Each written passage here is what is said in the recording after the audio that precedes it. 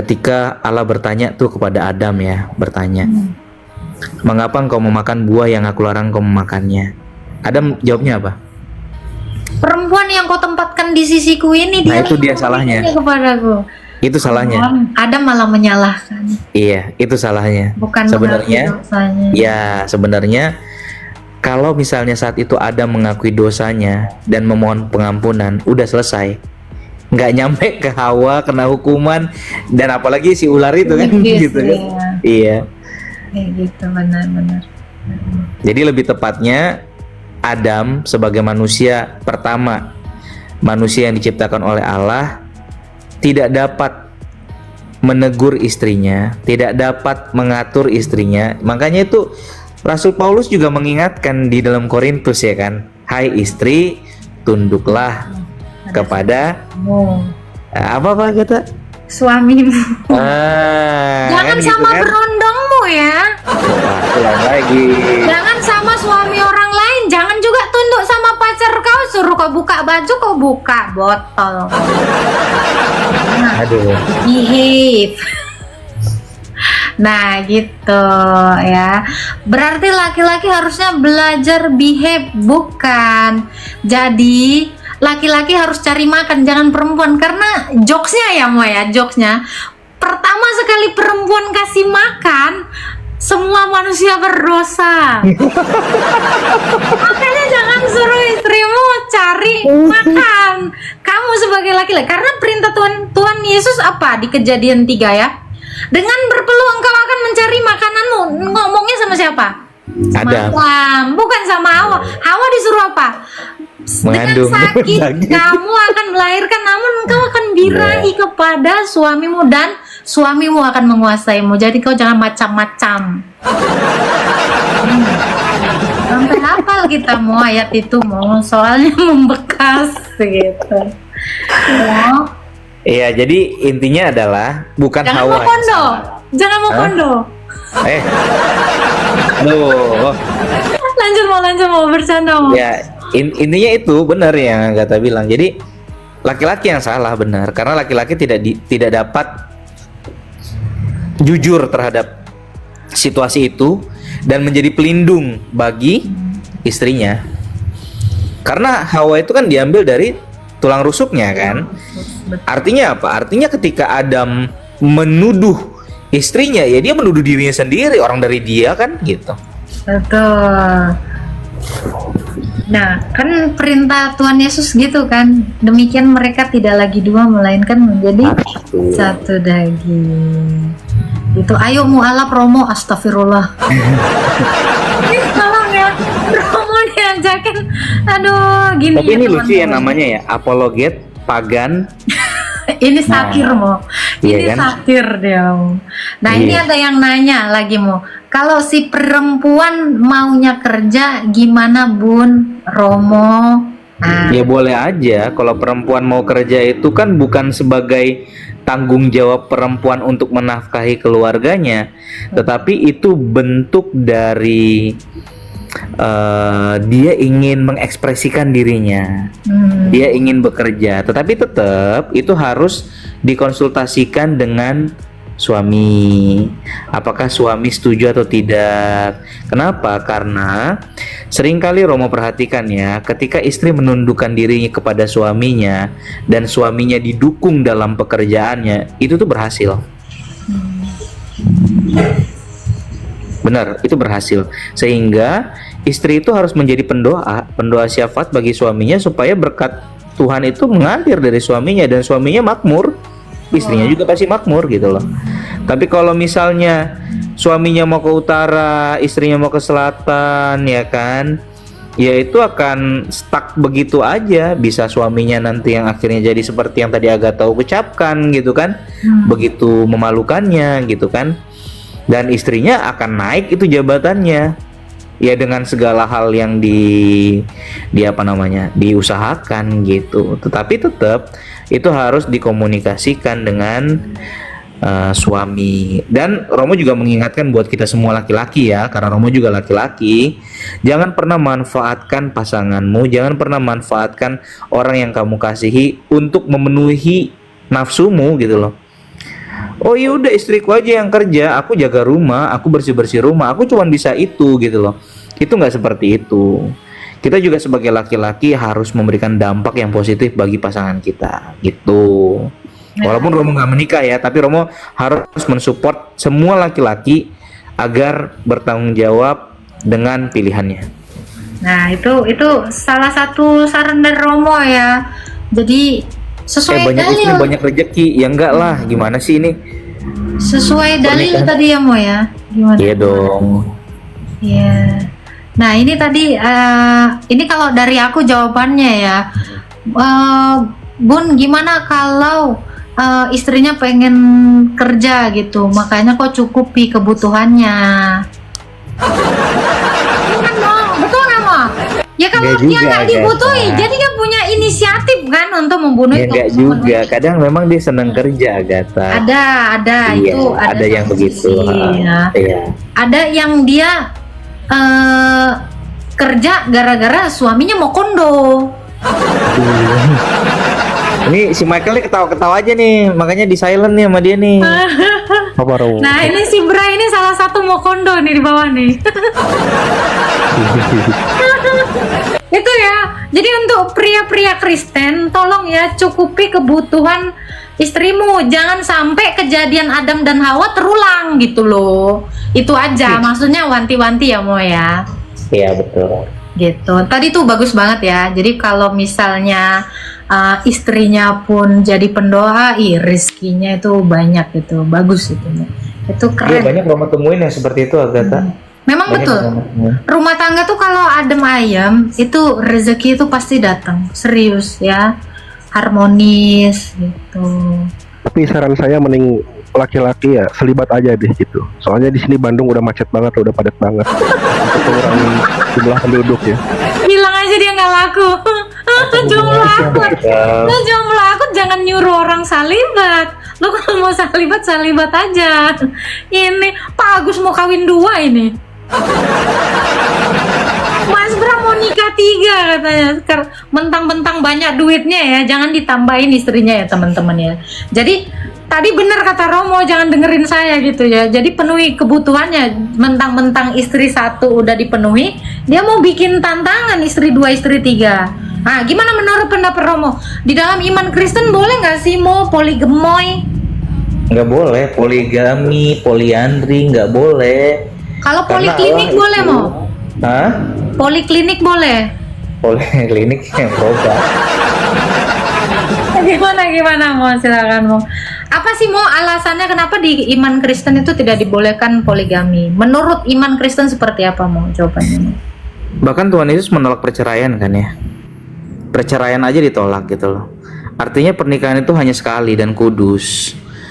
Dan asal kita tahu, gambaran Tritunggal itu adalah gambaran ketika Allah merestui pernikahan laki-laki dan perempuan, sehingga pernikahan mereka itu akan menjadi Allah yang menciptakan kehidupan.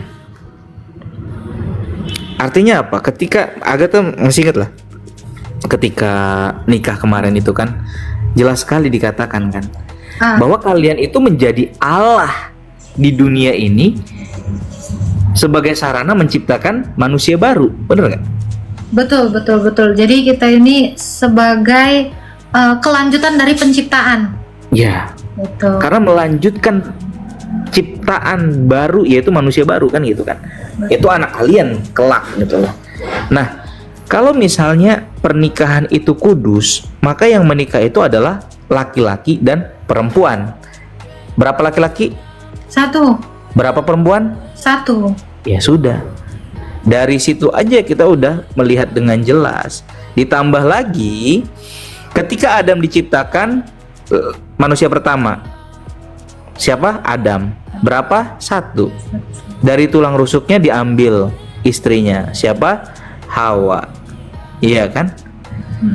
Berapa tulang rusuk yang diambil? 1. Berapa perempuan yang hadir dalam kehidupan Adam? 1. Maka dari itulah Allah menjelaskan kepada umat manusia pernikahan itu hanya oleh 1 laki-laki dan 1 perempuan. Nah, Tuh, teman-teman ya. Ini ada pertanyaan baru nih, Mo. Di bawah ya, ini ya. Pernikahan atau perkawinan, Mo? Ini mereka mempertanyakan apa bedanya pernikahan dengan perkawinan. Mungkin itu sinonim ya, yang kadang sebagian dari kita orang Indonesia menganggap, oh kalau kawin tanpa pernikahan berarti itu melakukan hubungan seksual tanpa ada status pernikahan, kan gitu kan? Kalau Romo melihat itu sinonim gitu loh. Tapi kalau ada orang yang membedakan itu, silakan saja. Kan ada institusi untuk seseorang itu sah secara hukum, yaitu nikah, kan gitu kan, dinikahkan secara sipil gitu kan. Tetapi kan sedikit juga orang menggunakan kata kawin, kan, dikawinkan secara sipil gitu. Intinya apa? Intinya adalah dalam pernikahan atau garis miring perkawinan tersebut,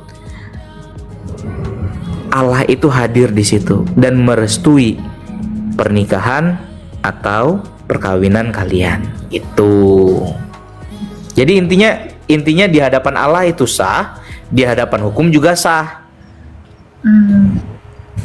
Ya, Mo. Ini ada yang nanya, kenapa Raja Salomo banyak istri? Nah, Oke, Romo Episkop pernah menjelaskan itu.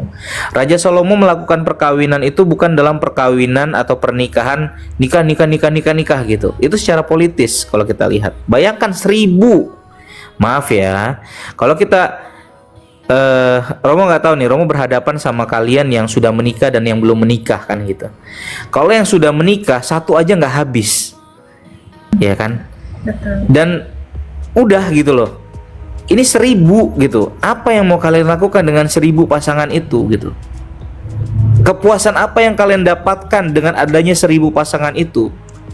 Ini harus kita cermati secara logika gitu loh. Jangan kita berpikir dari kacamata, maaf ya, saudara kita sebelah gitu loh, yang memikirkan bahwa itu satu kenikmatan. No. Justru kita melihat itu sebagai satu tanggung jawab, satu pekerjaan yang melelahkan mungkin, iya kan? Bahkan membosankan karena hanya itu saja gitu. Bahkan tidak sedikit laki-laki dan perempuan sudah tidak lagi menginginkan melakukan itu. Karena apa? Karena sudah di usianya mereka itu lebih ingin menyatukan dirinya kepada Allah. Udah nggak mikirin itu lagi gitu loh. Romo ketemu sama yang di sini di Cinere, Romo ngobrol, usianya sudah 60 sekian Agatha. Istrinya ada di Jawa Tengah. Romo tanya gitu loh, Pak, nggak kangen sama istri? Aduh Mas, udah begini ngapain? Kita udah nggak mikirin itu lagi. Yang penting anak sekolah, anak bisa makan. Coba kita bayangkan, berarti ada masanya di usia kita nggak melihat itu sebagai hal yang wah sangat harus gitu loh, dipenuhi gitu loh. Enggak. Jadi kita melihat itu sebagai sarana melanjutkan penciptaan, sehingga kita betul-betul hati-hati menggunakan itu gitu. Ya Agatha ya. Jadi Salomo sendiri dalam pernikahan dengan 1000 itu adalah politik ya, bisa dibilang. Pernikahan politik ya. Hanya pernikahan politik ya. Oke. Nah itu ya teman-teman ya, mudah-mudahan kejawab ya. Kan ada itu kan, kesibukan para lelaki adalah Apa tuh? Tegak 70 tahun. jangan dilanjutin mau, udah takut. Enggak, Romo nggak tahu, makanya Romo nanya. Romo nggak tahu, jangan diajak Romo masih bener kupingnya, jangan kamu kotori dengan kelanjutannya. Jangan. Ya kan nggak mungkin kan kita di surga cuma ngelakuin itu doang kan? Nah itu ya. Nanti malu Mo katanya. Nanti aku kirim lagunya Mo. Jangan Kak Potini. Hah? Lagu Malah apa? mau dikirim lagi. Lagu apa Gata? Itu kesibukan. Kesibukan. Iya, para lelaki nanti di dalam surga. Di surga. Nah itu tuh Mo.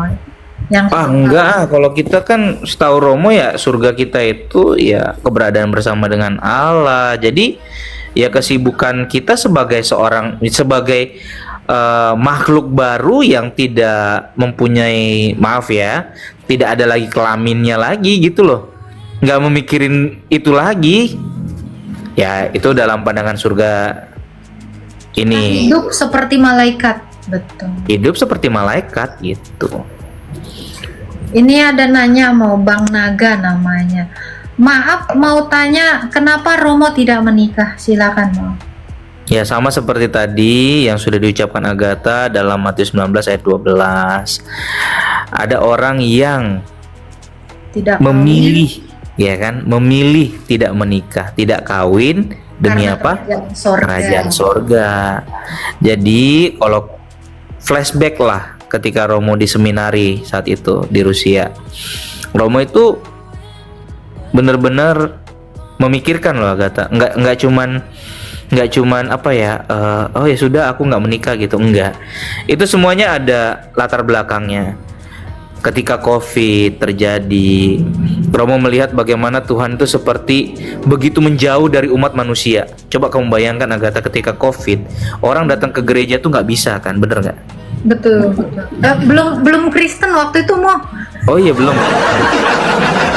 Mo. Belum tahu Gitu. Mo. Bukan homo. Kalau homo Romo ya terlepas lah mau kalian bilang apapun itu gitu. Tapi Romo memilih nggak menikah gitu. Nah ketika COVID itu, Romo tuh ngerasa kayak Tuhan tuh memberikan hukuman kepada manusia sehingga manusia tidak boleh datang ke gereja pada saat itu. Romo datang ke gereja, cuman gereja kan sepi gitu. Karena gereja sepi, ya siapa yang memuji Tuhan? Iya kan? Kemana semua umat manusia gitu loh. Betul. Itu Jauh ya Mo ya, betul.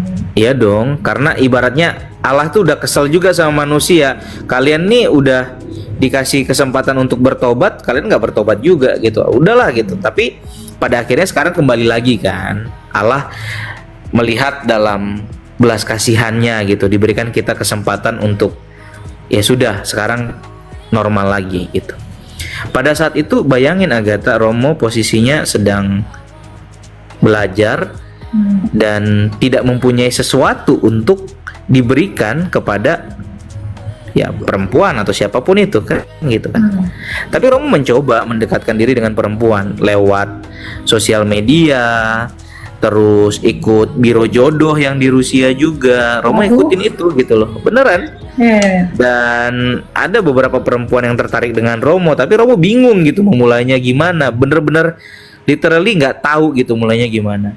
Ada cewek yang Romo suka pada saat itu, tapi cewek itu karena tahu Romo bukan seorang yang pernah ikut wajib militer, ya udah bagi dia nggak bisa pegang senjata, nggak bisa nolongin keluarga mereka, ngapain gitu kan. Dianggap ya nggak ada gunanya juga gitu.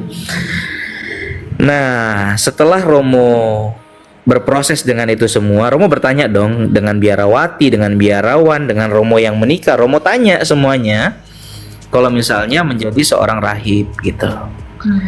Lalu ada yang mengatakan seperti ini Agatha, jikalau ada seseorang menjadi rahib, maka tujuh leluhurnya dari ayah, kakek, nenek, buyut itu akan diselamatkan, 7 tingkatan leluhur.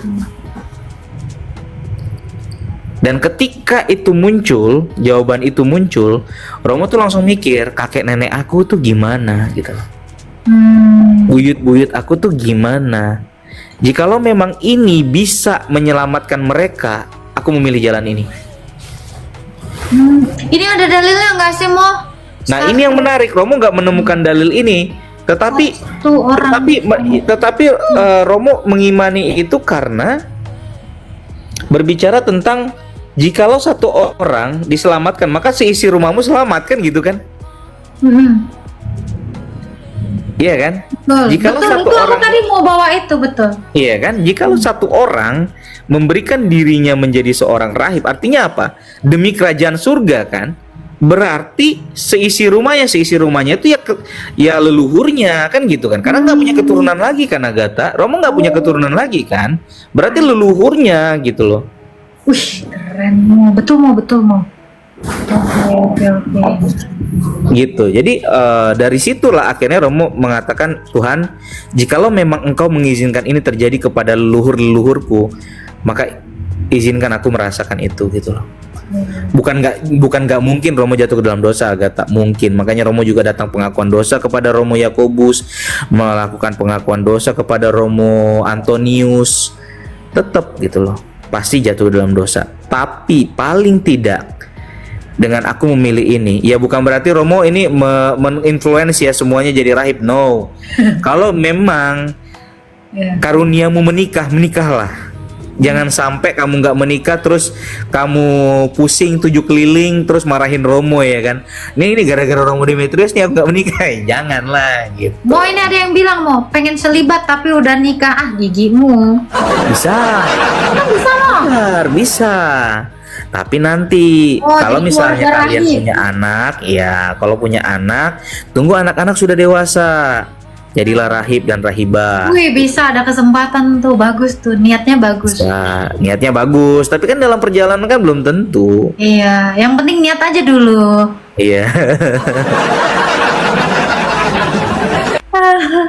Sinamot sudah mahal. Ya, dari dulu juga mahal sih sinamot sebenarnya. Oke. Tahu nggak sinamot apa, Agatha? Mahar. Iya, mahar, bener.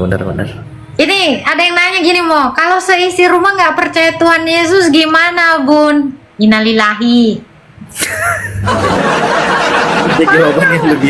Ada jawaban yang lebih soft lagi, Agatha. Oke, silakan Mo. Ya, yang lebih soft lagi ya, jikalau mereka belum mengenal Kristus sebagai juru selamat, ya hukum Taurat, hukum yang mereka percaya itulah yang menjadi, Nurani, betul. iya, menjadi itunya mereka di akhirat nanti. Ya, jadi membuktikan bahwa hukum Taurat itu tertulis dalam hati nurani mereka, dan hati nurani mereka yang akan membela atau mendebat mereka ketika hari Betul. penghakiman. Ini ayatnya di Roma 2 ayat 14 sampai 16 ya teman-teman ya. Terus istri dan anak bagaimana? Kembali tadi yang Romo sampaikan, anak-anak sudah dewasa, mereka sudah menikah, mereka sudah berkeluarga atau sudah bekerja lah, sudah mandiri kan gitu kan. Istri bagaimana? Kembali lagi, jikalau seorang laki-laki ingin menjadi seorang biarawan, harus persetujuan istrinya. Sama, jikalau ada nih seorang imam yang menikah nih, dia mau menjadi sebelum dia jadi imam ya, umat nih, misalnya Kirilos ya kan, pengen jadi imam gitu kan, ya harus istrinya setuju atau enggak nih. Kalau nggak setuju ya nggak bisa gitu. Iya, itu ya teman-teman ya. Itu ada yang ngucapin salam tuh, salam Romo di Monasteri. Masih jualan. Tanya Open. Masih jualan dupa ya, Romo ini Masih. jualan dupa ya. Ini Presbitera Agatha nggak ada, enak aja. Jauh. Keyakinan itu hak setiap orang. Iman itu untuk apa? Iman itu setiap orang tidak bisa didebat orang lain, tapi bisa diyakinkan. Nah, gitu ya. Namanya juga keyakinan hak setiap orang. Berarti orang lain itu bisa diyakinkan oleh orang lain, sehingga dia yang menggunakan akalnya, dia bisa berpikir gitu. Nikah beda agama gimana Mo? Silakan Mo. Ya kembali lagi, kalau untuk Romo suaranya kayak di dalam goa. ya kembali lagi pernikahan itu kan harusnya seiman ya. Itu dulu. Jikalau misalnya beda kepercayaan, itu nanti akan dilakukan konseling secara private gitu. Dan bagaimana solusinya itu juga akan diberikan secara private. Kenapa Romo nggak bukakan di sini Agatha? Karena terkadang Buku sembahyang apa yang Romo jawab ini tidak menjadi acuan. Betul. Dan ini semua hanya bisa diberikan kepada pasangan yang sudah diketahui nih permasalahannya apa, terus tantangannya apa, terus keburukannya apa gitu. Jadi tidak bisa dijawab secara apa ya, secara fix ya, oh begini gitu jawabannya. Enggak, lebih bagus Romo mengatakan ini secara private karena setiap keluarga beda-beda. Bahkan Romo bisa mengatakan tidak bisa menikah apabila, kan gitu kan, tahulah kita apabila apa gitu. Ada alasannya ya Mo ya. Iya dong. Ada pertimbangan-pertimbangan. Suara Romo mendam. Oke. Iya, Romo kayak di goa dari tadi Mo. Gua hero. Iya, lagi dicekek ini Romo. Astagfirullahaladzim. Enggak ya. Nanti Romo dapat wahyu lagi. Aduh, dapat wahyu, mending dapat kitab wahyu Romo daripada dapat wahyu. Udah wahyu laki-laki lagi. Oh iya juga. Dapat wahyu. Waduh, dapat lagi. Iya, Makanya. benar-benar kitab wahyu. Bener Mo, Romo ini jeli sekali ya. Bener-bener Mo. Berarti Kalau bentar kita lagi jadi nabi.